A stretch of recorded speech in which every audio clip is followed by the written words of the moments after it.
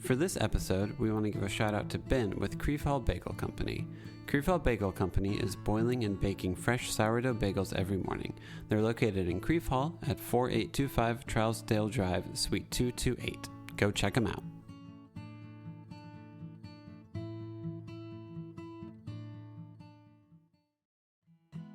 Welcome to another episode of the Nashville Dads. This week, we have on Brad Stinson of The Collective Global. Brad's company specializes in teaching emotional intelligence to companies. So we end up talking about therapy, processing your life, finding safe spaces and friends to process life with, the importance of unplugging, and how caring for yourself helps your family life. This episode feels like one really big therapy session, and it was a lot of fun, and I hope you guys enjoy it. Justin, do you want to kick it off? Yeah. So, Brad, just tell us a little bit about yourself. How many kids do you have, and what do you do for a living? Yeah. So I'll start with the family. Yes, I've been actually this coming year been married to my wife 20 years. So like we're in that year. Congrats. Yeah, it's awesome. So she's kept me around this long for as much as I've done and as much as I've tried to be an entrepreneur, over the last 10 years. So. She's the saint. I'm the crazy one. And then I have three boys. So Caleb, who's 16, Grayson, who's 14, and Will, who's 11. All different, all like their own things, and super proud of them, where they're at. It's just crazy. You blink, and it's like I only got 2 years left with them. Yeah. So it's like, poof, So I remember when they were like rolling around on the ground, and you blink, and they're old. So. Yeah. It's nuts. So yeah, that's a little bit about family. We got two dogs, two French bulldogs, Nice. Gus and Gwen. They are part of the family. Yes. They'll get mad if I don't mention them. Of course. So, I run a consulting business that deals predominantly really in kind of emotional intelligence. So there's a lot of consulting firms out there that help you build strategy and structure and processes, which are all important, but humans have to do those. Mm-hmm. And so with us, it's like we have to really make sure that a lot of times when you want to become a bad team become good team become great team become influential, whatever that looks like, there's usually an emotional intelligence and emotions that are tied to those things, And so we deal in that space. We've spent a lot of time studying that space. One of my mentors says, emotions are a little bit different. They're kind of like going to the gym. Like we all have them.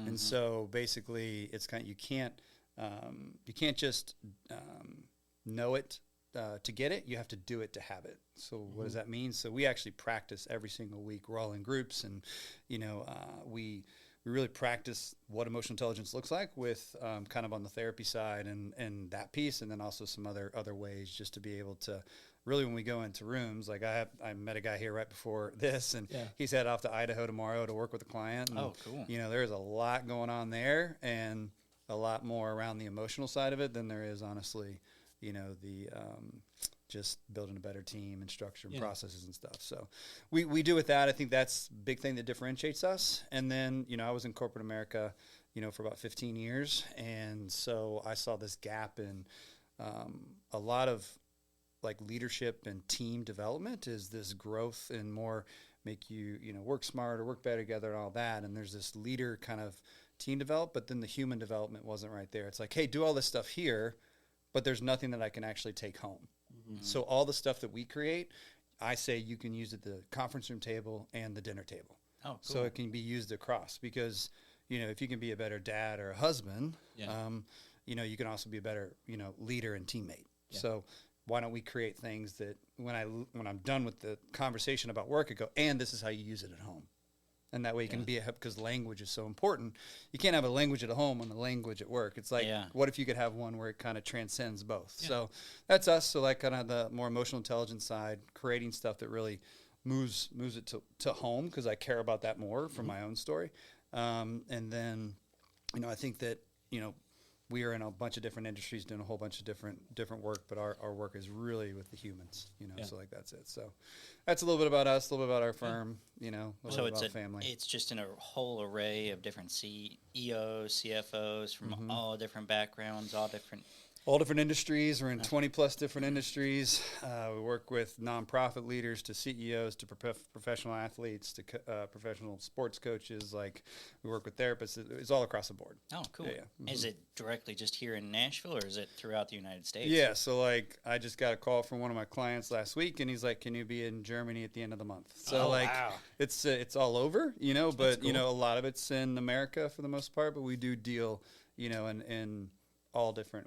We've kind of gone around the world, in some of those respects, whether it's virtual or in person. So, In that group, is that the collective group? Is that what it's Collective called? Global. Collective. Sorry, Barry. Yeah, that's fine. How long has that been a company for? So 8 years. 8 years? Cool. Yeah, and so before that, I was in corporate America, and that probably been doing the work inside corporate America for about 5 of kind of my own work, doing my own thing. And I was like, hey, this needs to live outside. Yeah. Got an opportunity to do that. And so really the work has been tried, true, and tested for about 13 years. Cool. And then, as you know, you just refine it and Yeah. change it and add things to it. And, it's all experiential. So you have to be able to get to understanding not only what the client needs. In this case, it's more like what the human needs. And so I had to go on my own journey along with my teammates to be able to actually be able to kind of work almost harder clients, and things that they deal with that nobody can fix them or we're at a good team, but we've never been able to be great. Yeah. We don't just work with like teams that are falling apart. How do we become, great? And there's usually the things that we talked about, keeping them from that. So that's, so about 8 years, and but the work's been about 13. Cool. Well, I feel like that line of thinking of actually focusing on emotional intelligence, I feel like I didn't even know that existed until like 10 or 15 years ago. Yeah. Or like getting out of college and people being like, by the way, here's how to be more emotionally intelligent. And I'm like, you mean nice and kind to people? Is that Yes. what you mean? Yes. So that's really cool that you can build a whole company around that of like, hey, let's go talk to the people who are making decisions for companies and be like, hey, there's a human aspect to this. Let's talk about it. Because you don't learn that in school No. necessarily. In no. high school or in college. I didn't learn any of that in college No, at all. you take like one business ethics class, which gives you the most ridiculous scenarios possible. Of like, how are you a good person in this scenario? And you're like, don't do what that guy just did. Yeah. Yeah. The fascinating part about the work is that actually we're all born with it. Yeah. And, I know you guys on this podcast talk about, and there's a lot of guys that come on here that have younger kids. Yeah. Like I use the example, like when a kid has a little ice cream, right, and a 2-year-old, right, and then for some reason it falls out and on the ground, what happens to them? They scream, because their life is over, because that was the most important thing to them in the world was that ice cream. Yeah. Well, that's emotion, and they're just, they don't have, when your kids come home and they just put their hands up to you, they're just glad to see you. Like they don't even know what to do with their bodies. They're like running around and they're just like, what we like to say is we're not teaching you anything new. We're just reminding you have them. Yeah. And that it's safe to have them. There's boundaries around them. There's people who are safe and there's people who are not safe. Yeah. And then how do you actually have in the working world, and even in your friend groups, like how do you even do that? I would say to your point on the 10 to 15 years is that really this field is only about 25 years old. Okay. Like, you have your Brene Browns and like your Susan Davids and just people in that world. Even Adam Grant's kind of getting into that space. I love him. But they're just kind of the ones that are like kind of charging and like they're out there in front of everybody kind of speaking. I'm like, keep going. Like, yes. This is awesome. And the thing about emotional intelligence is, like I said earlier, you have to practice it over and over and over. So like I'm in groups every week practicing it, understanding what it means. It's not like I can just figure it out. I can read a book and know it. It's like that doesn't exist in emotions because we're just different type of creatures. And, to your point, as you grow older, we're taught to manage the room that we're in. We're taught to, maybe have emotions, not, oh, you're safe, you're not safe, and this could be inside your household, seriously with your parents. Like there's some, and just, oh, if I do that, then that, oh, my dad does that and my mom does that. So like, we learn to actually not have emotion. Yeah. Which is why when we kind of come out of it, even in college, it's like, what do we, wait, I have to go back out into this world to work with other people, and they have emotions and not, and and they have a past to where was emotion safe or not safe in there. Yeah. So we have to really we peel that back very slowly and very carefully because it can be very damaging and hard for people, but it can be very like freeing for people. Yeah. And what we just say is it's in all of us. You just got to have a way to kind of walk yourself out of it. I think into it. Excuse me. I'm a really big Richard Rohr fan, like the Franciscan Richard monk, Rohr. Yeah, and he's very big on like the whole concept of like, you have a defense mechanism you create as a child, and then because something hurt you, basically, so then you defend a wall, you put a wall up against it, and then here you are in your 30s and like 40s, and you're like, I still have these walls up. Why? Because something hurt me whenever I was 5, and I've never acknowledged or addressed it at all, and I'm not letting people into my life because of something that happened to me 25 years ago that I didn't know how to process. 100%. Yep. I speak to leaders all the time who lead other leaders, and then I get to kind of know their backstory because we do this thing called backstory where we share about our past in a safe way. It's not too deep. Yeah. And then I'll get to know them, and I'll be talking to a leader who's leading this leader, and they'll be like, yeah, I just can't get into like this ceiling. I go, because you're talking to 12-year-old Brad. Yeah. Like he hasn't gone back and processed what's there. And when he gets any point of when it triggers him, you're not talking to a 35-year-old man. Mm-mm. You're talking to a 12-year-old man, boy. Yeah. And until he goes back there, you're like, oh, he's got great potential and he can go to this. And I'm like, not until he goes there. Yeah. Because he'll get in rooms where he's triggered. He'll get in rooms that aren't safe. And this is how he will react. And until he goes back there and actually with a professional and does that work, which I've done, and it's super hard. It's terrifying. It's enlightening. It's scary. It's sad. There's like all the emotions I can talk about. But like once you go there, you can actually then, like there's times where I'm like, I've dealt with some stuff and I was 12-year-old talking to my mentor who led me through it. And then I became 24 kind of after kind of doing some work with him. I'm like, okay, I'm still not 43, but I'm not 12 anymore. Yeah. You know, and I've moved myself to this because there was so much more life between 24 and 43 that are still triggering. Yeah. And so when you deal in these spaces, it's like there's also limiting things that have nothing to do with the people you live life with, work with, because it's their own story that is keeping them, you know, from engaging with you or growing or learning. So. Is it cognitive behavioral therapy is kind of what you do? Yeah, some of it. I mean, I'm not a therapist by any means whatsoever. I've read a ton of books that talk to therapists more than the therapist. Yes. So I have a bunch of, you know, mentors around me that are in that space, and I lean on them a lot. But I would say this, you know, like I've done a lot of my work, you know, but my mentors have done their work. Like they're 62 and 74. Yeah. Like those are my two guys. And like I tell anybody, if you're going to work with a therapist, and you're going to work with a coach, and you're going to try to better yourself, ask them who they work with. If they don't have anybody they work with, run. Okay. Because you have to always be getting better. Yeah. Until you're in your 60s or 70s. The funny thing is like one of the 62-year-olds still has people he goes to. Yeah. And it's like if they think you have it solved. Oh no! Then I'm like, I'm out. Like just like anybody that says they have parenting solved. No. You're lying. You're lying to yourself. Well, I mean, the scariest, most important job on earth. I have 3 kids. They're 8, 6, and 2. And I remember all of the comfort techniques we created for the first child. The second child hated every single one of them. Yeah. And in that moment, your ego is just like immediately destroyed. Of like, but wait a second. The other kid wanted to be swaddled, dark room, white noise, all of that. What's your second kid like? Just put them down. They don't want to be touched anymore. And you're like, oh, I feel kind of inadequate. So true. What do I do with this? Yep, so true. Yeah, I love like all my kids are different. I repeatedly sat down with my oldest and said, hey, this is my first time being a dad. I'm going to mess up a lot. I'm going to try to get some things right. I'm going to figure it out along the way. I'm going to have to apologize to you. Yeah. Because even though I had a great dad and good grandfathers, it's like they still have wounds and they still have wounds, which I'm still trying to also work through. Yeah. And I said that, you know, my own work is going to unfortunately, you know, harm you in places, going to hurt you in places. It just will happen. Yeah. But if we can come back together and you can share with me and I can share with you, I think that we'll be okay. And he's more of a quiet. He's super creative. Like he makes his own beats and music. Like he's cool. In good town to be it in, right? And so he's so creative, so intelligent. My middle one is Tasmanian devil, just crazy athlete. Yeah, just like I think a lot of them are. You know, entrepreneur spirit and heart. Like he's probably started 5 businesses. Really? Like cool. Never finished any of them, but started 5 businesses. So an entrepreneur. Yes, exactly.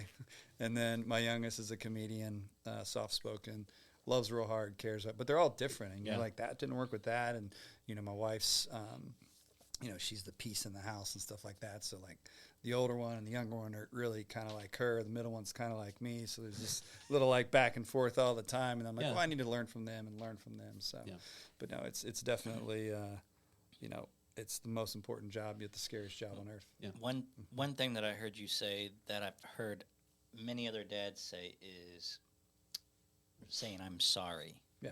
So important. And that I'm going to mess up. That is something that I've heard almost from every single dad that we've had so far, which is really enlightening. And knowing that it comes, it's really hard. It comes from deep down too. Oh yeah. Mm-hmm. But yeah, that's probably one of the hardest things to do, but also probably the most important thing to do. Yeah, it's healthy shame. Yeah. Like at the end of the day, like this is the first Grayson at 14 I've ever had. So I don't know him, it's the first Caleb I've had, first Will I've had, so I'm going to have to, each one of them are going to drive me crazy at times, and I'm going to blow up because I'm a dad, because I just worked 8 hours. I came home and you're yelling at mom, and well, that ain't going to happen. Yeah. So in that, that's how my dad was also. Like you can get away with a lot of stuff, but if you disrespect your mother, then you see a side of your father you didn't know existed. It's over. But yeah, I think the I'm sorry is like just because here's the thing, like that whole I'm sorry is really the healthy shame side of it, right? Which is like, in order for us to be in attunement with our kids, is that we must be able to say, hey, we're not enough. Hey, we messed up. Hey, I'm sorry. And then that's the gift of having healthy shame, because otherwise we'll breathe into toxic shame or even shamelessness, which will get us into areas to where we're like, hey, I'm just going to push that aside. I think for me, that I'm sorry piece is a huge gift you can give your child. Yeah. Huge, because then they'll be able to do it to you, and they'll bring things to you that you didn't expect. Because if you can be that, because the whole, if you kind of just peel back psychology, even therapy, like when you're little kids, like 10 and under, even younger than that, like the kids will always conform to the parent. Yeah.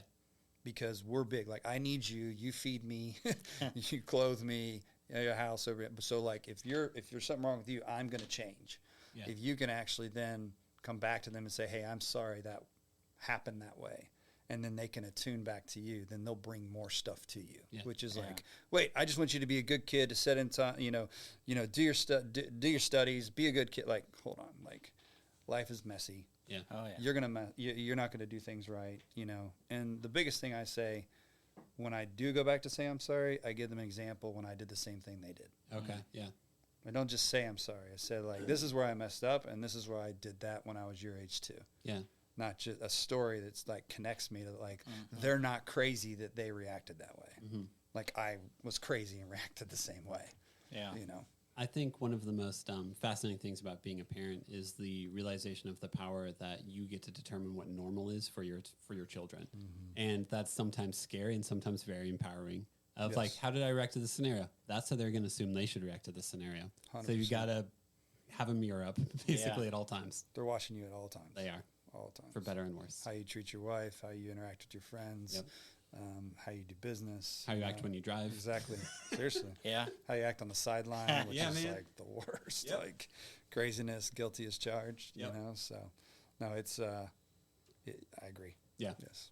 Are all three of your kids born in Nashville? Yeah. We actually, got here in 2006, and 2007 Caleb was born. We've been here since 2007. Nice. And rode the wave and the craziness of what Nashville is. And where are you originally from? Ohio.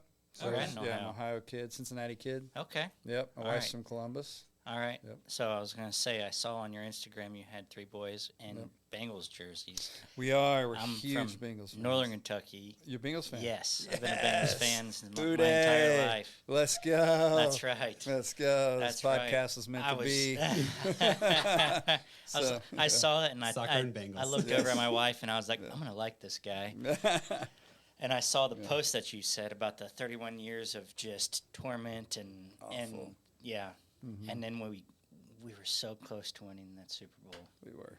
I watched the Super Bowl with Justin whenever that happened. He pretty much just paced the whole time. He's like, of course we're going to lose like this. Of course we're losing. Because it's just the Bengals curse, man. It is. It is. This team has changed it. And in Joe Burrow we trust. Yeah. In Joe Burrow we trust. Your head coach is also pretty solid. I feel like when Joe Burrow has gone down, your head coach actually creates good game plans. And I'm like, offensive coordinator Yeah. is now here. Yep. So Yeah, We'll see how next season goes. hopefully Titans will be good too. yeah. Zach is he's very good at creating culture, you know, but he's very good at like caring about the people as much as he cares about the athlete. Cool. And you start to see that now in kind of the really good organizations like Andy Reid. Yeah. Like the guys love him. He's Yeah. like dad. You know, he's a coach, but he's also like, you know, he feels that. So I'm excited for kind of the next 10 years because we suffered for 30. So Yeah. I think Who's the Dolphins head coach? Is it Mike Daniels? Yeah. All of his press conferences. it's I'll just watch them because he's just such a weird and hilarious and just so good. insanely intelligent person. Yep. And he's our age too, right? Yeah, he is. He had they played the Bears last year, and Justin Fields had like 200 yards rushing, 300 yards passing, or something like that. And like he's in an interview, and they're like, "What were you yelling at Justin Fields?" I was like, "I told him to stop running." How did that go? He didn't take the coaching.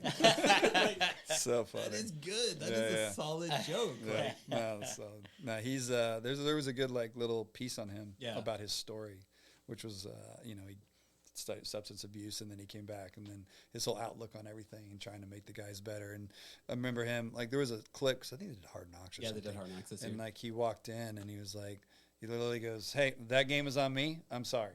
Yeah. Like how many coaches? Yeah. None. Like very few. Or Yes. like that was me, 100%, whatever. Bad game This is plan, why. bad. Watch, I called this play. Like Yeah. it was awesome. I was like, that right there produces so much trust. You have no idea. Yeah. It does. That was that was like his decision, like to come in. A lot of coaches would never, ever do that. No, it's very much like, well, if you would have executed the game plan the way I told you to execute it, we wouldn't have been in this spot. 100%. So many people just do not. That's also healthy shame. Yeah. Oh, okay. Yeah. So like when you're talking about the I'm sorry, Yeah. Yep. that's him practicing that Cool. Yeah. the same way. Nice. Yeah. Yeah. So many people, they don't think it is on them. Yeah. And I mean, or they know it's on them, but like you said, the shameful part of they don't want to recognize it. No, yeah. Yeah. And they don't want anybody else to recognize it. If they do say, I'm sorry, then that's my weakness. Yeah. But yeah, it's actually the opposite. At least it is for me. Yeah, I think I would tell you that like after he probably did that, the guys leaned in versus leaned away. Yeah. So they trusted him more. Yeah. You know, and a lot of guys, you know, because of, again, what I'll say too is it's for the coaches who coach like that, the dads who dad like that, it's because who their dad was and who they came through and what they saw. That was weakness and whatever. And the truth is, as you start to unpack the next couple decades, you're going to see that a lot of these coaches in the way that you're going to see like Steve Kerr over there in Golden State when they were doing that run forever, their number one, core value is joy. Oh, was it? Yeah, and care for each other. Yeah.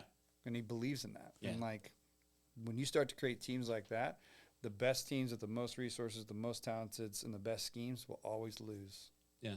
To the ones who actually love and care for each other. Yeah. Always. That's cool. Oh. Tell us a little bit more about like your leadership retreats. I know, Justin, we were talking about how like you would like go to Montana and Wyoming and stuff like to do leadership retreats. So tell us a little bit about that. No, it's good. Yeah. So I got connected to a organization called Refuge. Probably has anybody ever talked about that on here? No. Yeah. So it's an organization. Probably about 7-8 years ago. Got invited on a trip from a guy here, and basically it's a place for like leaders, athletes, musicians, pastors, basically to go and just rest. Cool. So it's just a refuge. That's what it's called. So a place to just be out in nature, quiet, like literally.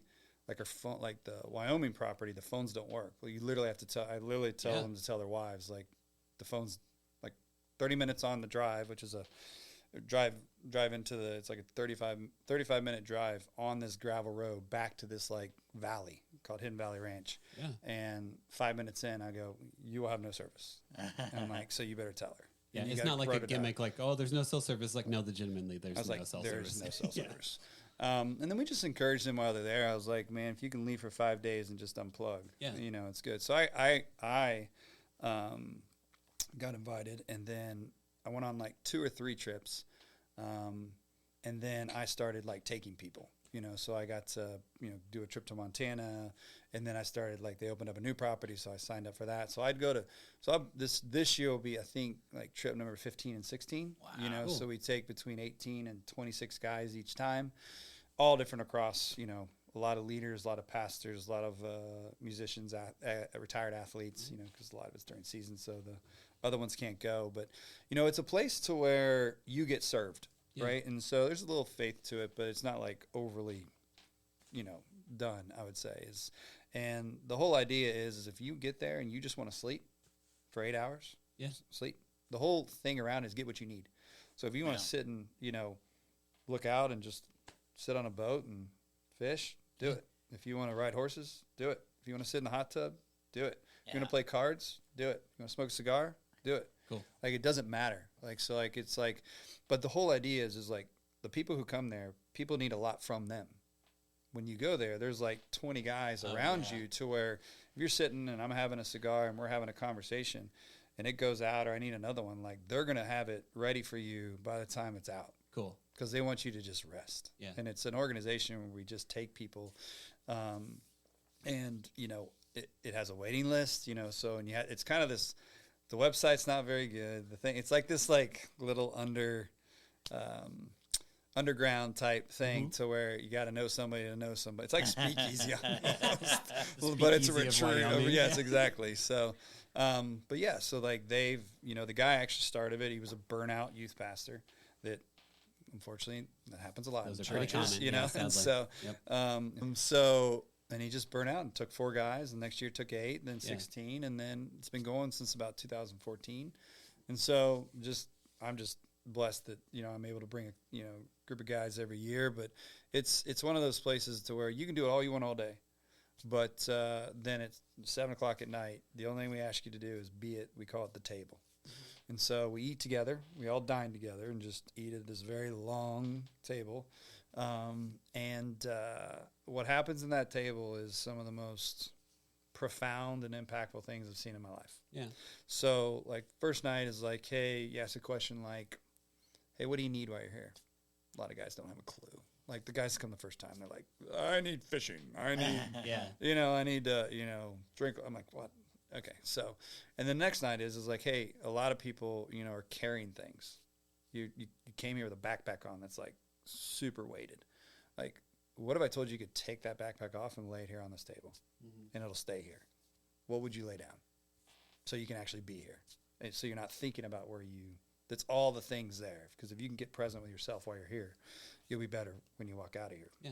And so that's kind of that. Or we ask the question about, hey, if your wife was sitting here, what she would say that you're stressed with right now, or she needs from you right now. So, like, very hard, like, real questions, right? And then kind of third night's like, what are you noticing about yourself? What have you uncovered? What's a great conversation that you've had, that you'd like to bring up? And then the last night's usually like, hey, what are you taking back? And it's not this, like, 180-degree shift we tell people. It's like, can you move 2 degrees? Yeah. What's 2 degrees? And so it's just a place where you literally just disconnect. And you get back to actually what we were all kind of made to do, which is sit around tables or podcasts, and talk. They say all the time, and the guy says it there, like, the average, 30 years ago, the average time people spent at dinner was 90 minutes. Oh. Today, it's 13 minutes. Yeah, if you're lucky. Yeah. And so, like, but everything used to be solved and discussed and plugged in. And so I tell people all the time is, like, the table here is growing, and you need to go back to your lives and create your own tables. And so the goal is, how do we get people to sit down, slow down, and just tune out the noise and just be present and what's hard and what's good. I was at a buddy's house on Sunday, and there was 10 of us, and we just another buddy was in town, grabbed some steaks. They're down over here in East Nashville. And he just said, hey, what's working right now and what's not? Yeah. And we all just went around and shared, what's good and what's hard right now. You can do that, just and see how, just determine how safe the table is. Yeah, correct. Some of those are, some of those aren't. Do not do that at Thanksgiving table. So, like, that's where, we do, obviously I take a lot of people on those, and we do them at the collective too. And so, like, one of we do retreats at the collective, but in the evening, I'll sit down after we've worked with them all day, and I'll say, hey, part of the retreat is actually we're going to share a meal together. So you aren't leaving when we're done or going back to your room. And when we go do it, it's like at a private space where, like, I tell the waiters, like, at this point, you don't come in anymore. Okay. Like, you're not allowed in. And so, so we can talk and have real conversation about real things. Like, it's fascinating. I sat, was it 2 years ago? 2 years ago in Palm Springs with the top 10 hospitals in America. Vanderbilt was there. Yeah. Mayo, MD Anderson, all of them. Dang, yeah. And the guy from Vanderbilt invited me in, and we sat down, and he wanted me, because I had done a lot of work there, to talk about it. I was like, they just came out of COVID. They just been at a conference where they've been watching PowerPoints all day. Yeah. So I just started, and I just said, all right, what we're going to do tonight is we're going to do this thing called the table. And they don't have no clue what I'm talking about. Like, these are the top 10 hospitals in America with that person's position is similar around. Yeah. I said, here's what we're going to start with. I said, hey, what's been hard over the last 2 years? Because they were running COVID. Oh, yeah. Everything's hard. Yeah. And these are the most people in all the other hospitals in America that know exactly what you're talking about. And we sat there for an hour, and they talked about what was hard. Yeah. And then after that, I said, hey, also, what have you noticed about somebody from afar? Because you guys only get together a couple times a year this way. That you maybe want to just say, hey, thank you for that. Or, I saw you do this. Let me just get a little affirmation. Like, say, who at this table is, like, really impacted you? Either immediately, kind of really directly or indirectly. And that went on for an hour. Yeah. And then at the end, I said, hey, this is kind of what we do. If you'd like to talk to me, then let's talk. Yeah.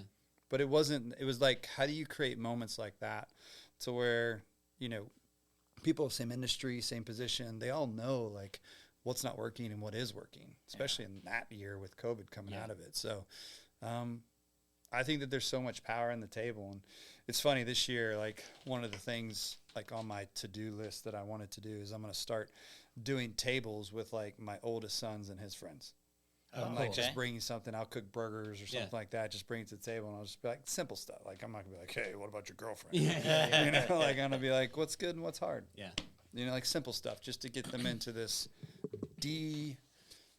disconnecting from their phones, right? Yeah. And just to be like, hey, this is life, guys. And this is not life. Will create probably some everlasting friendships between them. I think so.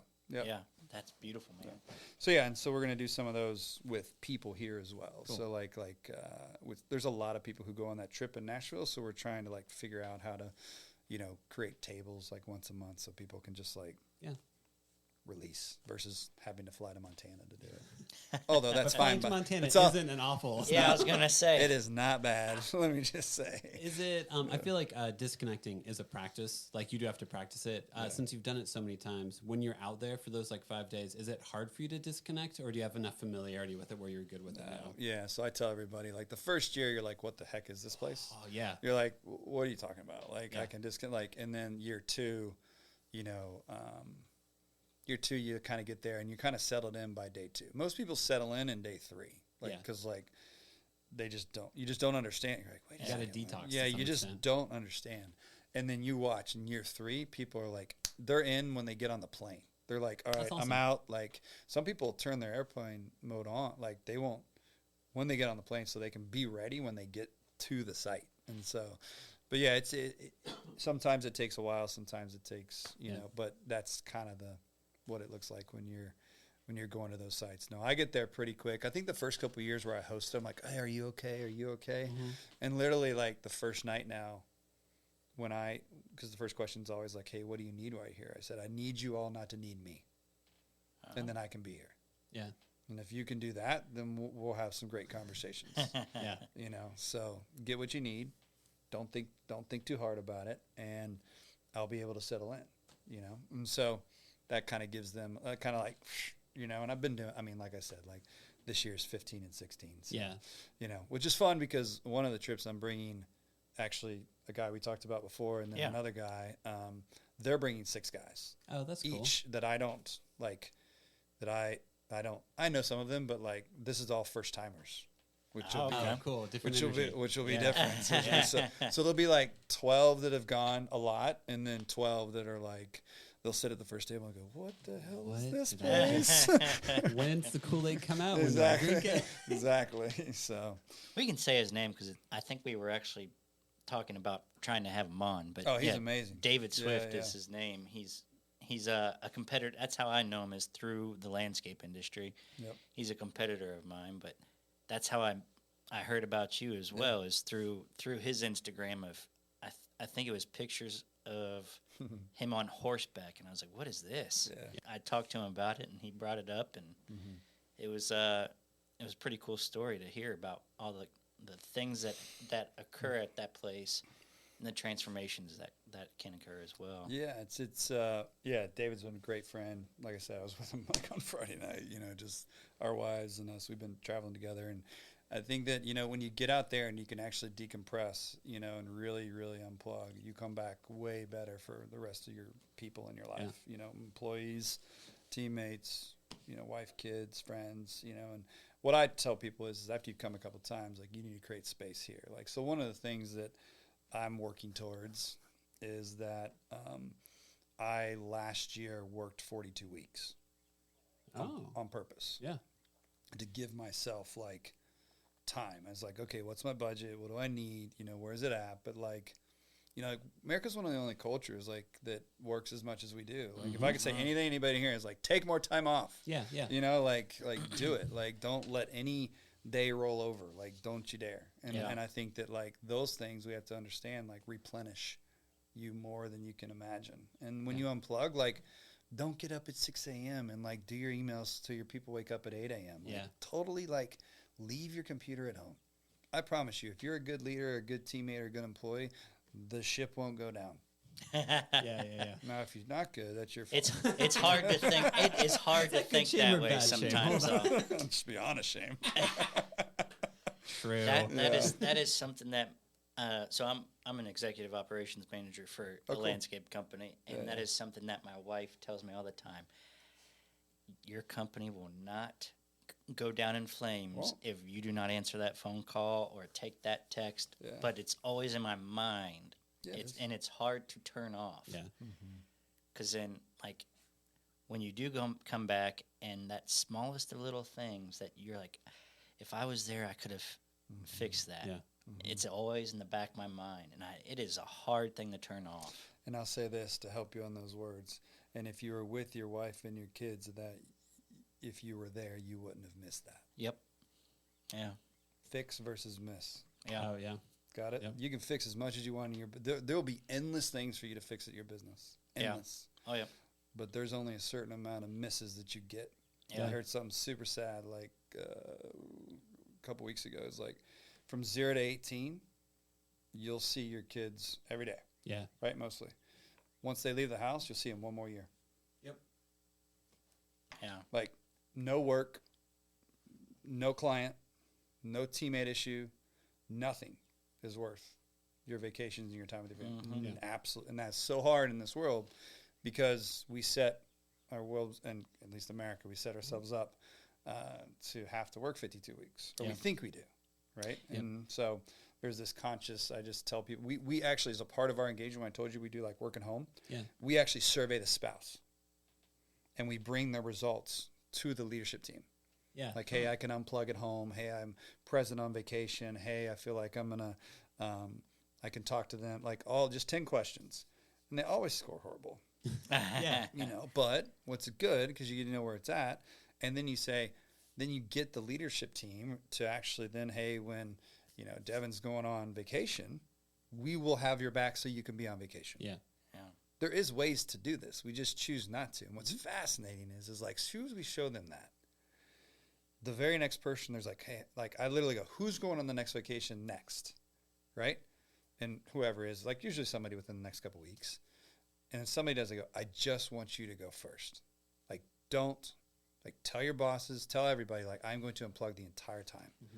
And this is the resounding thing when they come back. The best trip I've ever been on in my life, what my spouse said.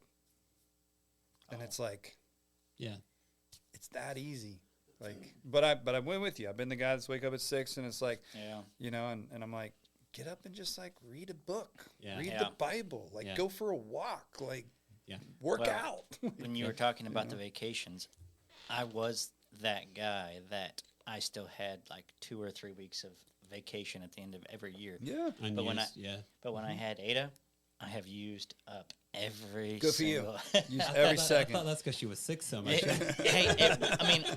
I didn't have to take off when she was sick because Haley was there or my parents were there, but I took it off anyways That's just to great, be yes. with her. But Yeah. but yeah, I mean it was I have used. I think I had like 2 hours left, Oh, really? and that was it. A couple probably about a month ago, so I don't know what it is now. But yeah, I am trying to use it as much as possible. It is a weird thing in American culture that whenever you get to a level of responsibility that usually pays pretty well financially, it is then more difficult to actually step away from it. Yeah. Because inherently you do believe, if I'm not here, what breaks while I'm gone? Yeah. And not every team is good at communicating to people 100%. that will be okay and we've got your back. Well, the funny thing is, I have a great team as Yeah, well. yeah. I have a great team that Even more the reason. Yep. Yeah. No, I think that, like I said, you only get a certain amount of time, with them. And I think that awareness, has to be that it's also, I also tell people too, like, it's also like a teammate / leadership opportunity to show like your team, like, hey, step up for me. Yeah, yeah. Like, let's see how good you can be and take care of all the things that I would normally take care of, so it also gives people empowerment and stuff like that and say, hey, I want to unplug. Because here's what's also, and I said this to people. So I work with an organization, I'll just pick one, 14 executives, 14,000 people. And I said, the second that you answer an email on your vacation, the other 14,000 do. Yeah. I said, Without that question. is what you are modeling. Yeah. And I said, Man. the second you do that, they think they have to do that to even be good. And I'm putting quotations up. Yeah. A good employee. So that's the culture you want to create, then keep doing it. Yep. If you want people to unplug, then let them unplug. But you have to do it first. Yeah, because the reality is, if you're the CEO of a company, you're not like every employee. You're the boss, the CEO. So whatever you do, naturally, kind of like being a dad, whatever you do, your kids are going to be like, this is what normal is. And if I don't do this, there's a deficit that I'm creating every time I don't do it. Correct. Very similar. Yep. Very, very, very connected there. Yeah. Crap. Justin's like, oh man, Justin has left the studio. To think about something. No. Dang it. I mean, there have been, I'm just thinking back to the times that I've told some of my senior account managers, hey, man, why'd you answer that email when you were on vacation? And it was probably because I've done the same thing when I was on vacation. For sure. Because I kept telling them, hey, man, don't do any of you're that on stuff. vacation. But Get out of here. They never listened to me. They still answered those. Crap. I mean, it's all about creating that culture. pretty much. It's really hard to acknowledge the moments where you look at someone and you're like, hey, do as I say, not as I do. Yeah. It's like the worst leadership style ever. But you have to be in tune enough with your actions to actually notice that you're doing it. And sadly, a lot of us are overstimulated and overextended at all times where you can't actually look in the mirror and actually see what you look like. Yeah. Yeah. I mean, Until we're just you do this right here. Sorry. This is the table. Yeah. This is the table. That's right. It is. No, I think it's we're over. That's the word. We think busy is cool. Yeah. Oh, I'm busy. How many people? Oh, how's it going? Oh, things are busy. Yeah, I'm packed. It was busy. I was like, busy's not cool. Yeah. Busy is the opposite of cool. Yeah. Busy tells me you don't have your life in order. You don't have priorities. You don't have, you're not spending time for yourself. You're not taking care of yourself. Because the truth is that, you taking time, like all these guys, like, oh, I can't take 5 days without my wife. I go, what's wrong with you? I was like, you understand that, like, you going on a refuge trip like that, or spending 5 days, whatever you love to do, golf, fish, I don't care. Like, you taking care of yourself and you filling up your cup, the amount to which you can actually love yourself is the amount to which you can love others. And the more you can fill your cup up, let your wife fill her cup up, let your kids fill, like, you guys will be better for each other. Yep. And I think that, like, we think that, like, we're going to get all filled up at work. And I was like, newsflash. Yeah. Absolutely not. Nope. I'm lucky. I get to do what I love every day. Like, there's a lot of people that don't. They like their job, but it's like, it's still a job and it's good and I'm good at it and I have great. But it's like, at the end of the day, it's like, you really got to get away from the word busy because you can wake up at 50 and go, what did I do? Yep. Yeah. I think this is like the third or fourth time that I brought up the movie Click. Only third or fourth. This is like 20. Okay, maybe. I don't know. Well, I've left in episodes 3 or 4 times. Oh, okay.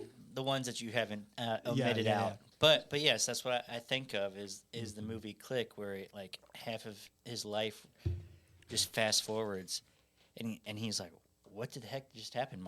My daughter's about to get married. I don't remember any of those years." And it is for me, it is a very emotional movie to watch. Yeah. Even when I didn't even have kids, it was very emotional. Like, I do not want to be that type of dad. Yep. And it's hard in this society because it's all keeping up. It's hard. I mean, you're a Nashville Dads podcast. Like, it's hard here in Nashville. Yeah. There's a lot of like keeping up with the Joneses, comparison, and unfortunately, Facebook, Instagram, all that stuff is very comparison driven. It's like, oh, look at that. Like, they're doing that. Why can't I do that? And like, so like we're set up in a world to where that's why I tell you, you better raise emotionally resilient children to where they can show up with you with their stuff, because otherwise they're being raised in a comparison culture. Yeah. And if you don't do something about that, then they're going to like try to work hard or be busy to get to that.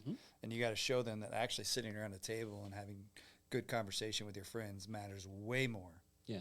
And I'm trying to instill that after, because I found that like in my 30s. Yeah. Right. I kind of knew what it was, but like now I have other friend groups that I go to, and like they want to talk about the Predators and like the Titans and the weather, and I'm like, get me out of here. And so like, and I tell people all the time, you don't have to be friends with everybody. Like I have a great core group of friends that we can go super deep. Like, conversation on Friday night at dinner was, all of us are in, our own little kind of check-in therapy groups. We're in it together and stuff, and our wives are in one, and we're in one, and they shared about how we're changing because of the group, and we shared about how they're changing. Yeah. I literally looked at them, I go, there's not a table in Nashville having conversation like this. Yeah. Like at this deep like level. And it's like, and it was so cool because it's like, how are you leading the family well? This is what I see about you. And so like those type of conversations and being able to have those lets you be able to go have those with your children. And the more of those that you can have, the more emotionally resilient your kids can be, because you can actually be with them and not wishing they were something. Yeah. Now, I think ultimately what I feel like we're kind of talking about is being able to create a safe space in which vulnerability can happen and then be met with open arms, basically, is a very rare thing to find in your day-to-day life. So if you have a group of friends in which you can actually you can feel safe enough to let them in, then hold on tightly to it. Because it's not very common. Yeah. And go find it too. Yeah, that too. Yeah. If you don't currently have it, it's probably out there for you somewhere. Yeah. For sure. Aww. Look at that. They just hugged. They just hugged. But no, having you be, we're both co-hosts on this, and we've talked to a lot of dads, but all the conversations we have on the car ride to and from. Yeah. I feel like I can open up to you about anything. Oh, thanks. Yeah, man. Appreciate that. Yeah, this is a very enlightening podcast episode that we're having right now. Oh, man. I think we are made to be empathetic. We are empathetic beings, and I pray for everyone to have more opportunities to be empathetic to the people that are around them, because I think it makes you a better person. Yeah, I think so. Like, one of the things my mentor that has taught me a lot, like, it's really, everybody wants to matter and belong. Yeah, without question. And like, if you two can matter each other and belong and just stay in it with them, because there's enough people out there that are going to fix you, help you push through, figure it out, and probably do it in some moral fashion. I would say you need people that can just show up and be with you. Yeah. Like, and I can just dump and not be fixed. And the more that you can actually do that, even with your friends, the more you'll be able to do it with your children and with your wife. Yeah. And so one of the big questions that I say, hey, is like, when somebody shares and opens and vulnerable, isn't it like, hey, what can I do with that? It's like, hey, what do you need? Yeah. Like, my wife sometimes, she goes, I just need to share. I'm like, great. Cool. You want anything from me? Nope. Yeah. Perfect. Yeah. Or you need me to solve something or give some advice on something? Yeah. Sure, great, I will. But instead of me jumping right in, because man of the house and it's like, hey, do you need anything with that? And sometimes yes, sometimes no. Same with my kids. Like, I try, because they're kids and I've done everything that they've tried to do. And I'm like, hey, anything you need? Yeah. And do you want my advice? Do you want my feedback? Nope. Okay, cool, man. Well, I mean, I think culturally, as men, we are rewarded in almost every situation based on our problem-solving skills. Yeah. Why did you get a raise at work? I was really good at problem-solving. Why did you get a higher position? I'm good at problem-solving in this company. Yep. So I feel like, yeah, there are times with my wife where I'm like, okay, cool. Is this something you like? Am I supposed to listen or help you problem solve? Because I need to start there because I'm going to go down completely different tracks of how I pay attention. Yep. Because if you're just like, let me listen, cool. My empathy is going to be greater. If you're like, help me problem solve this, I'm going to be like, thinking of like, what about this angle? What about this angle? As opposed to like, what was your experience? Yep. And that conversation can go a whole different route. direction. Yeah. If all she wanted to do is be listened to, and you are chiming in on what she should have done. Yeah, I catch myself doing consistent. It's a very easy way to get in a fight with your spouse. Yep. So, very. Yep. One thing we always try to tell guests on this podcast is basically that line of thought is like, who are you as a dad? What's your day-to-day life look like? Because I'm very aware of most people already are being told how they should be a dad. Yeah. So like, who actually are you as a dad? Because most people aren't willing to have that conversation even to start with. Yeah. They just immediately assume like, well, you know, if you did this as a dad, and you're like, you didn't even ask what I did in the first place. Like, it's so rude. It's good. Like, No, it's good. Yeah. So because I value the opportunity to just glimpse into someone's world and know what their life is like. Yeah. So, obviously I'm the breadwinner in the house, so I'm out. I travel, quite a bit. So, like, obviously, my wife is the professional taxi, as that comes. But, I think that as a dad, it's a really good question that I want to make sure that I pause and at least give you, truly what it is versus just rattling what's up in my head, because like probably what's in my gut and heart is probably more important. I think. For me, I probably got it wrong, like early in my career, because I was climbing the ladder and doing the things and winning. Like that's what I did, and you guys know like Facebook memories, and stuff that pops up. Like I genuinely hate those because I look at them and I go, I was in that picture and I see that thing, and my kids tell me I was a good dad, but I wasn't there. I don't remember because I had so many busies and so many things I put before them because I want to give them a better life and I want them to. Have all the things that I didn't have, all of the stories we tell ourselves. Yeah. And so out of that actual, probably awareness and pain of me want to be present, I think that that's the biggest thing that I want to make sure in all moments of my kid's life that I'm there. I'm not like thinking, I'm not trying to solve it for them, but I'm not even thinking about like, hey, I got work. But like when I'm with them, it's like, how do I be present? And am I good at it? Sometimes. Am I bad at it? Of course. But I think that the work, that I've done over really kind of the last 7-8 years, just around being more self-aware on the emotion side, it's really helped be more present. So presence is a huge thing as a dad that I try to be. So I try to be as everything they want me to be at, right, as it pertains to sports and, my son, hey, I made a beat. Walk upstairs. Go sit and listen, right? Just be present. Give them feedback. I think that's super important. I think that too, like, I don't try to do it for them, if that makes sense. So like, I really do my best to, like both of like my two oldest really found something they're super passionate about, but I didn't say, hey, you need, and this is what you needed to do, and this is how you needed to do it. I gave them like, hey, this is what you could do, but they had to find their own anger and passion for. Whatever they like. One likes soccer, one's like beats, but I didn't get up at, like one of mine gets up at 5:30 a.m., practice till 6:15, gets a shower and goes to school. I didn't tell him to do that. Yeah. I said there's ways to do it to get more touches on the ball so you can become better. He chose to do that, right? My oldest, he bought, this is a music town, like he bought Ableton like 2 years ago.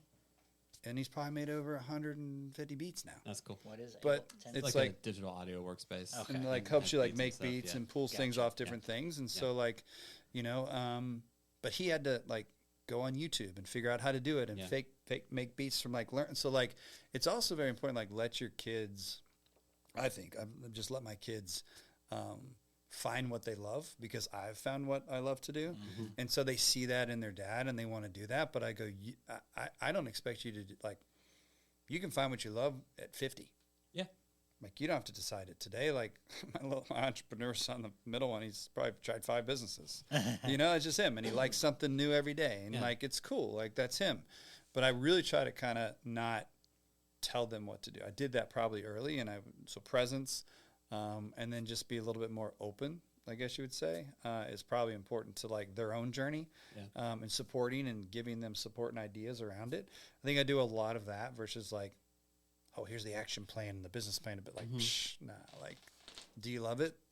Is it awesome? Like I really, really try to let them bring their emotions to me, so like they'll come up and they'll just, like we have such a good relationship with our kids. Like one of our kids is like, I shouldn't say we said like we have a growing relationship, but like, one of them got in trouble one time and, we didn't blow up.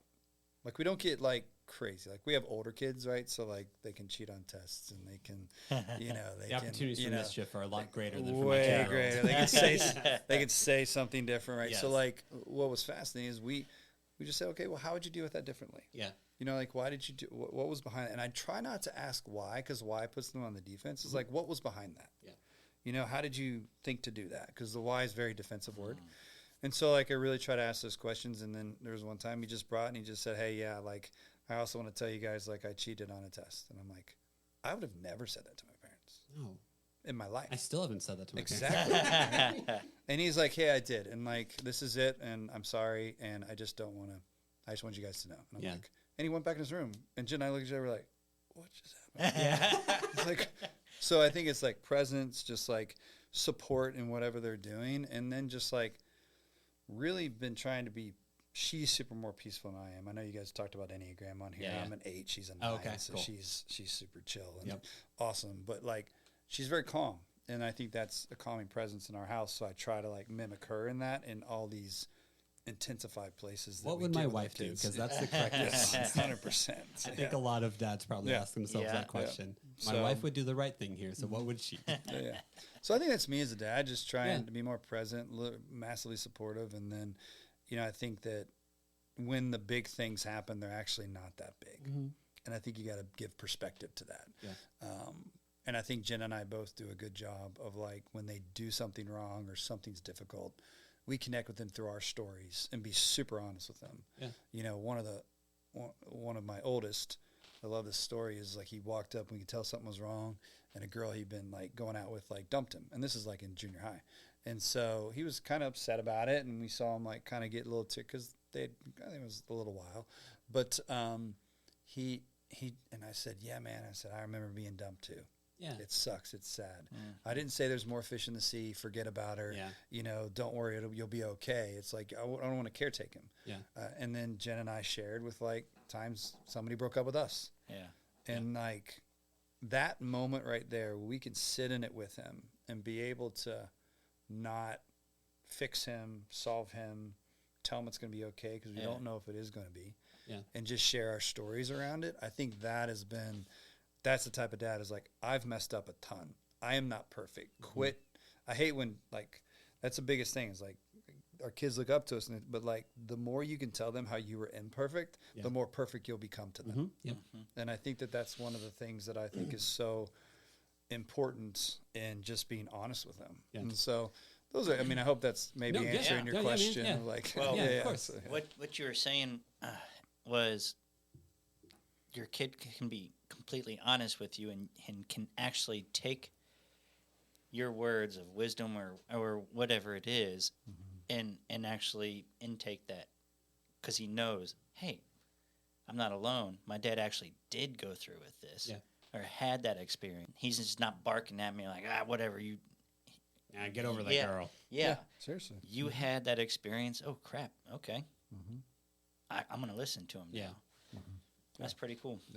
I've been listening through, since you just mentioned that, How to Do the Work by Nicole LePera. I don't know if you've read that one. It's kind of I know of it. I don't know much. She has like a chapter where it basically talks about like that moment of your son or kid comes up to you and is like, oh man, this girl broke my heart. And your thought is usually to be like, oh, there's other girls out there. You'll be fine or whatever. What your kid wants is emotional validation. 100%. And they don't like, then you can do that. We kind of almost have to start with like who you are, how you feel right now is very valid. And by the way, there's other girls. But like a lot of our parents, at least, kind of the stereotype for them is that your parents look at me like, oh, you'll be better. You'll be fine. You got this. You got this. And it's like, oh, I know I've got this, but this still hurts.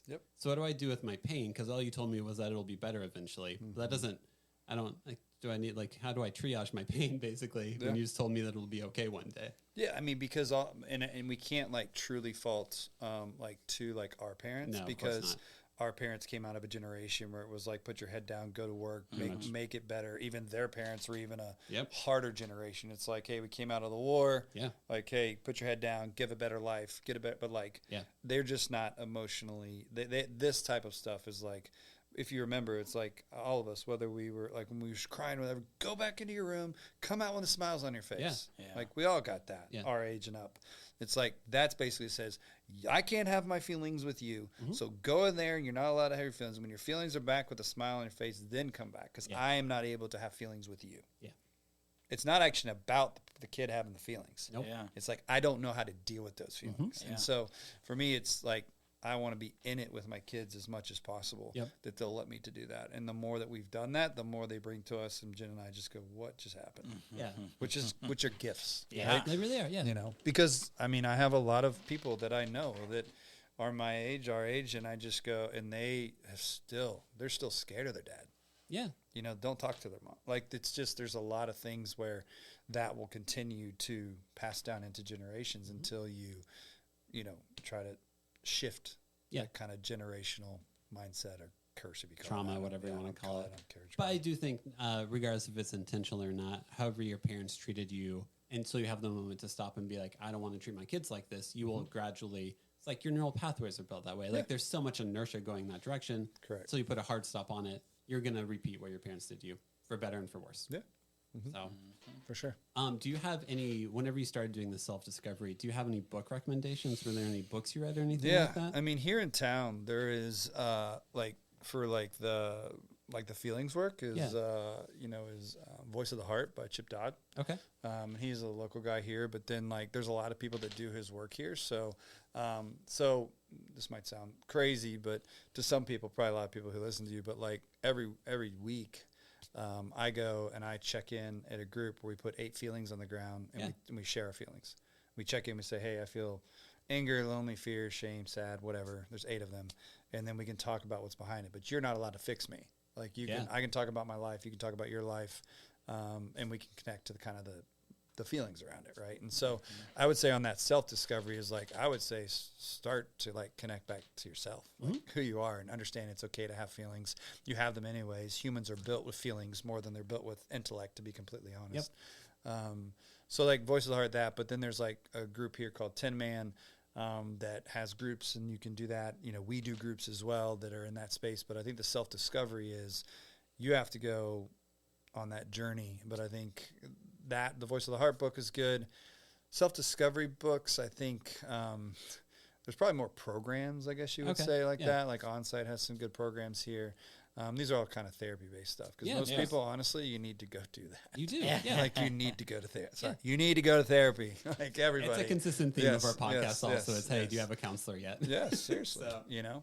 I think though that's where I kind of started. I think there's other resources that aren't popping in my head right now. Yeah, you're good. I didn't know if like Falling Upward by Richard Rohr was one of those books, or Breathing Underwater, where it kind of described like, hey, you tried to build a kingdom for most of your life. It kind of fell apart. Now, how do you rebuild your life, basically? Yeah. And like reading those 2 books, like changed my outlook on how to treat people, basically. Okay. So if you had any books like that in your head, where it's like, oh, this one really helped me figure myself out. I would start with Voice of the Heart. Okay, cool. Because that's like connecting back to what we already know and have, all of us have, which is feelings. And I think it's a good place to go through. And then there's also a workbook that you can go that's awesome. Then you're like not just reading, you're like, oh, I have to write down my trauma. Like, what the hell? You know what I mean? What I'm sad about. Yeah, exactly. So those are good places to start, I would say. Awesome. Thank you. Yep. Justin, do you want to start wrapping the episode down? That way we can all go watch the Super Bowl. Yeah, it is Super Bowl time. Super Bowl time. Yeah. End of every episode, we do 5 questions. Oh, cool. So I will do the first one. You have 3 kids, so did you have backup names for all 3 kids, 2 kids? Yeah, I have a funny story so Caleb is Caleb Michael Stinson. Okay. Right, and then it would actually going to be so mine's BMS. So like my middle name is Michael, but this is a funny story. So like when I was going to be named Paul, and my aunt pointed out that my initials would have been PMS. Ah. And so like we were like thinking about, there was a couple like and Caleb was kind of it, but like but no, I think we had Owen for my middle one. Okay. Was instead of Grayson. And then Caleb was the one though. Like Yeah. Caleb the oldest. And Will I think that was one and done too. Cool. So only Grayson was like Owen. Like I think that was it. Okay. So yeah. Next question. Do you have a favorite TV dad TV dad. Wow. or fictional dad? You can go movie also. I tell you what, like,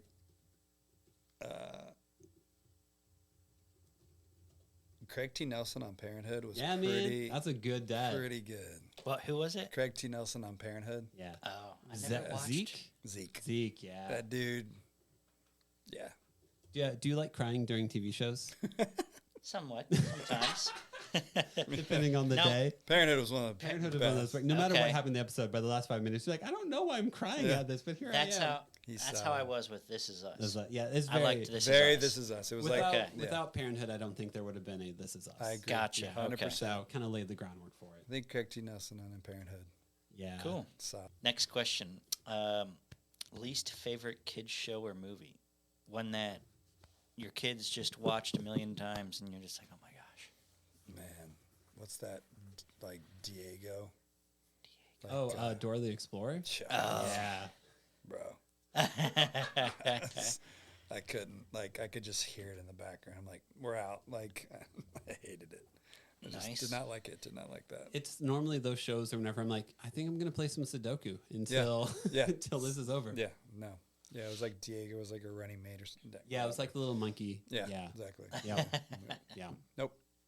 Don't like that one. What's your favorite kids toy? Like whenever your sons play with it, you also enjoy playing with it as well. It can be an activity also. Yeah, so we created a game in our bonus room, all the houses that we've had, Yes. that is like called knee ball. Okay. So we're on our knees, and then like you like tape with like painter's tape on either side, and you can take like we call it knee. It's called knee ball. Yeah, knee ball. And no. They changed the name. It's called rug burns because you get your knee all rug burns, right? And so they call it rug burn. And so you have like a little like squishy ball, and then you play like it's like dodgeball. I mean, it's like handball. So like Okay. you throw it, but you can only move like 3 steps on your knees. Okay. And then you have to throw it, so you play like goalie, and so that's the most fun game that we play it. I mean, it's boys. That's Yeah. awesome. Yeah. That's awesome. You know, it's 2v2, and I get the little one, and the other 2 are playing against us. That's how it works. awesome. Yeah. So rug burns. Nice. Yeah. All right. Next question. What moment of your kid's life are you most excited to be a part of? Yeah. So Jen and I made a kind of this deal with them, is that when they turned 13, we'll take you anywhere. I will take you anywhere in America. And then between 18 and 22, while they're in college, we'll take them anywhere in the world. Oh, And so my oldest, that we were going to take this through, is he turned 13 during COVID. Yeah. So we went this last year when he was 15, and he chose, we rented a van and did 7 days in Yellowstone. Oh, cool. Just man. me and him. Yeah. So just me and him. And for the 6 months prior to that, there's a great book out there that you guys should even put up, and it's called The Intentional Father. Yeah. I've read through it. Oh, Yeah. so good. So I did that book and Cool. wrote an entire like thing for him, and we went through it on the ride. That's It's like cool. answered all those questions and stuff like that. Yeah. And so those like trips, like that's what I'm looking forward to, you know, is like my time with them, and then wherever they choose, because like this is their trip, and I'm just kind of organizing it Yeah. and just seeing what they want to see. So those 3 trips with them, you know, in America, and then wherever they want to go. And the only person they're allowed to take on the overseas trip is their brothers. But if they want to go by themselves, and just mom and me and Yeah. Caleb will do that. Oh, man. So- That's cool. I just realized the complete untapped conversational potential of male initiation rights. Yes. Yes. Since Yes. You have 3 boys, and they're all entering into that. Yes, So, they are. We've had some of the conversations him and I had on that trip. I'll never forget. Yeah. Just around how to treat a woman and what he thinks about life and business, and it was but even the Forever discussion changing. of male initiation rights basically Yep. is something that our parents never had. Yep. It was basically, did you go to war? Cool, you're a man. Yep. Or you're not. Yeah, we're like the kind of one of the only cultures that does that in America is the Yes. Latter-day Saints. Is like they go through that. They have like some sort of like coming into manhood thing, but like it really doesn't exist here. It doesn't. You know? Nope. And so I think that there's a lot of good resources out there, and I think that that is something so in the world that we're running into, which is a crazy one. Yeah. I would say it's a very important part of all dads. Off episode, we'll talk for another 3 hours about Yes. male initiation Yeah, because they are fascinating. And I only realized they existed like 2 or 3 years ago, or made that realization of like, Devin, when did you become a man? Oh, wasn't when I graduated high school. Wasn't when I graduated college. Wasn't really when I got. Oh God, am I? Ooh, am I? Am I self-realized? No, I'm not. Okay, got it. That's fair. Here's the opportunity. Do you want to promote yourself? Like, if we want to follow you, do we want to like? What's your Instagram handle? Anything like that? No. You're just you know. No. I'm good. I mean, I enjoyed obviously the time and stuff like that. Yeah. I think that, for us, no, I'm good. I think that as long as I got to share, and that's it. You can throw some stuff up if you want, but I'm not. I have no. Cool. Yeah. No, this was fun. Perfect. Yes. Yeah. Well, thank you so much for your time. Really appreciate it. Yeah, appreciate you. Yep. Thanks, guys.